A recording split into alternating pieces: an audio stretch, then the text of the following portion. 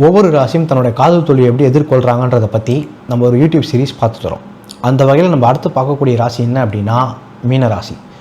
மீனராசிக்கு தன் காதல் தோல்வியை எப்படி எதிர்கொள்வாங்க? எனக்கு தெரிஞ்ச ஒரு பொண்ணு இருக்காங்க. அந்த பொண்ணு என்ன பண்ணுவாங்க அப்படின்னா, தீரானதி நீதானடி நீந்தாமல் நான் மூழ்கி போவேன் அப்படின்னு ஒரு பாட்டு இருக்குது தெரியுமா? அந்த பாட்டை ஒரு 2000 முறை கேட்டிருக்கேன் அந்த பொண்ணு. ஒரு கட்டத்தில் அந்த பொண்ணு அந்த பாட்டை கேட்டால் அழுகக்கூடிய ஜோனுக்குள்ளே போயிடுச்சு. அதாவது தன் காதலனுக்கும் தனக்கும் ஒரு இடையில் ஒரு பாட்டோ ஒரு படமோ இருந்துச்சுன்னா அதை தொடர்ந்து பார்த்து சுற்றி இருக்க அத்தனை பேரையும் டார்ச்சர் பண்ணக்கூடிய ராசி மீனராசி. மீனராசி சேர்ந்தவங்க என்ன பண்ணுவாங்க அப்படின்னா, எழுத பார்ப்பாங்க. தன்னுடைய எமோஷன்ஸை ஒரு எழுத்தின் மூலம் கன்வெர்ட் பண்ண ட்ரை பண்ணுவாங்க.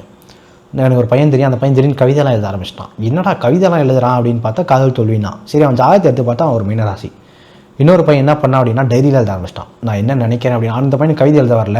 ஸோ தன்னோட எமோஷன்ஸ் அத்தனையும் ஒரு எழுத்து வடிவத்துக்குள்ளே கொண்டு வரணும்னு நினைப்பாங்க. அது வந்து மீனராசி நிறைய பண்ணும். மீனராசி தன்னுடைய காதல் தோல்வியை ஒரு ஆர்ட்டாக மாற்றிடும். விண்ணை தண்டையோட சிம்பு சொல்லுவார்ல, உன்னால தான் இந்த சினிமாவே அப்படின்ட்டு.